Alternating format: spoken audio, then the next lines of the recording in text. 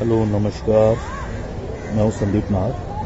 आप लोगों ने मुझे कई फिल्मों में देखा होगा, एम एस धोनी का अनटोल्ड स्टोरी फिल्म के अंदर, जिसमें मैंने छोटे भैया किरदार निभाया था। और आज ये वीडियो बनाने का एक मेरा मकसद ये है, वैसे तो आपको सुन के बड़ा अजीब लगेगा कि मैं कैसी बातें कर रहा हूँ, बट लाइफ स्मूथ नहीं चल रही। लाइफ में काफ़ी सारी प्रॉब्लम्स हैं जो मैं मानता हूँ, लेकिन मैं आज मेंटली थोड़ा स्टेबल नहीं हूँ।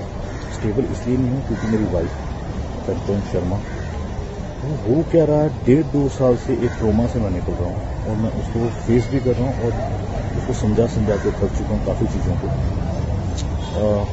वो एक ही पास्ट की बातें रिपीट करना, रोज़ लड़ना, 365 दिन में से मैं कह रहा हूँ 200 बार सुसाइड की बातें करना, मर जाऊंगी तुझे फंसा दूंगी, तेरा करियर स्पॉइल कर दूंगी, तेरे खानदान को फंसा दूंगी।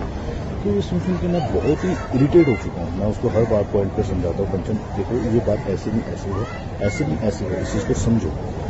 वो मेरी फैमिली को गालियाँ देती है, मेरी माँ से उतनी नफरत करती है, मेरे हर परिवार वाले को।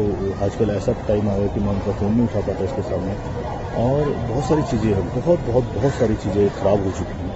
इतनी ख़राब हो चुकी है कि मैं अब ले नहीं पा रहा हूँ। दिमाग में इतना स्ट्रेस इसने दे दिया है, काम को लेकर यहाँ बॉम्बे में स्ट्रेस होता है, हर चीज़ को लेकर होता है, बट काम का स्ट्रेस फिर भी झेला जा सकता है, बट ये औरत का स्ट्रेस है, ये झेलना बहुत मुश्किल इसलिए हुआ है कि ये काफ़ी ऐसी बातें मुझे भूल देती है, ऐसी बातें भूल देती है जिसका मेरी लाइफ में बिल्कुल भी कोई वैलिड पॉइंट नहीं। मैं बोल के थक चुका हूँ। ये मेरा नाम किसी से भी जोड़ देती है। मैं 2 साल से इसके साथ हूँ, 24 घंटे हम साथ में रहते हैं, उठना बैठना हर चीज़ें होती हैं, लेकिन ये कहीं ना कहीं शक का कोई इलाज नहीं होता। शक करती है, हर चीज़ पे लड़ती है, और इसका लड़ना नॉर्मल लड़का नहीं है। ये जैसे साइको होते हैं, मतलब एक होता है शराबी इंसान, जो दारू पीता है और लड़ता है, लेकिन जब उसकी दारू उतर जाती है तो वो नॉर्मल हो जाता है ना।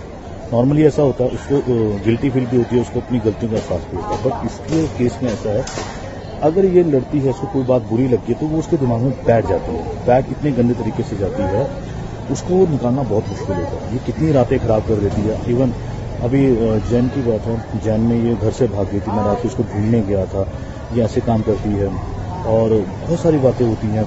कब तक इसका वो करूँ। इसकी मम्मी बहुत साथ देती है।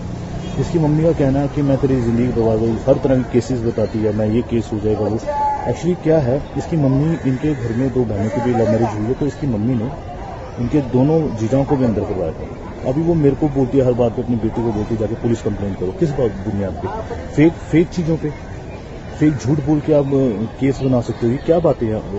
औरत को एटलीस्ट दर्जा दिया गया है किसी चीज़ों का, तो उसका मिसयूज क्यों करते हो? और ये सब बातें कहाँ से आती हैं? आप रिश्ते बनाने चाहते हो या बिगाड़ना चाहते हो? रिश्ता बनाने के लिए आपको ये सब बातें नहीं लानी चाहिए जिंदगी में। अगर रिश्ता आपको अच्छा रखना, आप इसकी मम्मी ऐसी बातें करती है, और ये कंचन भी यही बातें करती है। इवन इसका एक किस्सा हुआ था 2015-16 में। इसका जो एक्स था, जिसके साथ ये 6 साल भैया, मैं इसको किस तरह से इसके कल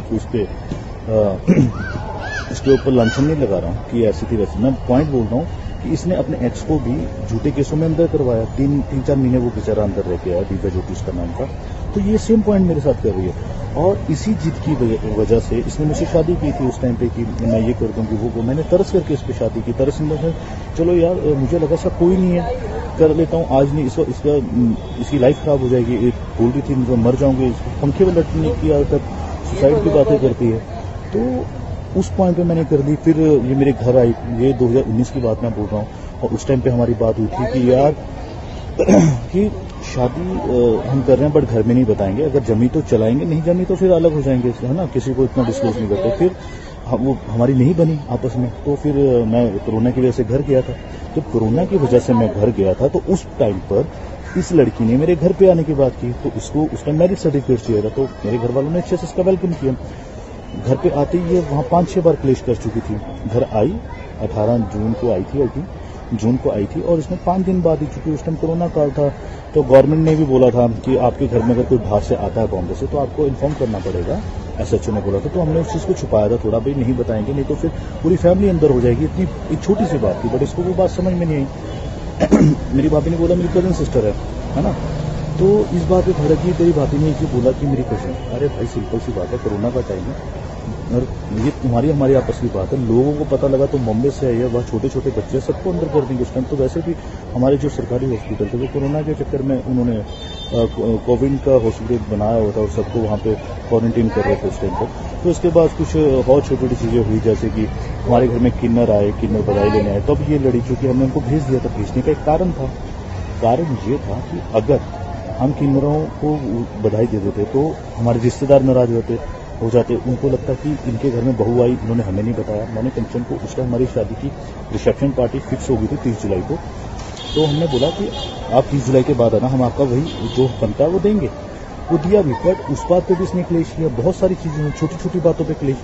ये बोलती मुझे घुमाने नहीं लेके जाते। अबे भाई, कोरोना में बॉर्डर सील हुए गए, हिमाचल बॉर्डर सील है, पंजाब बॉर्डर सील है, कैसे लेके जा सकते? ये बात इसको समझ में नहीं आ रही।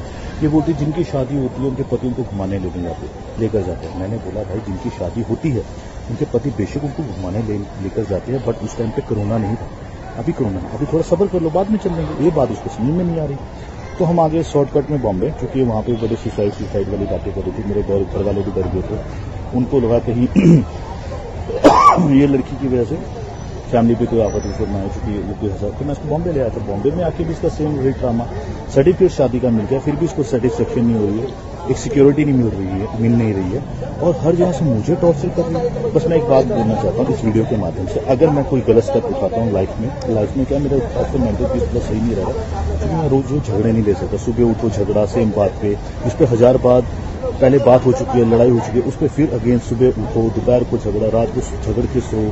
तो मेरे में इतनी कैपेसिटी नहीं, मेरी एनर्जी लेवल इतना नहीं है कि मैं बार बार हर चीज़ों को क्लियर करता हूँ। इसको एक बार बोल दे कंचन ऐसा नहीं है, ऐसा बात खत्म हो जाती है। अभी कल रात की बात है, इसने इंस्टाग्राम पे सर्च किया। अब सर्च में कोई किसी का कोई चीज़ दिख जाती है तो उसमें मेरी क्या गलती है? किसी ने मुझे नहीं ब्लॉक किया था।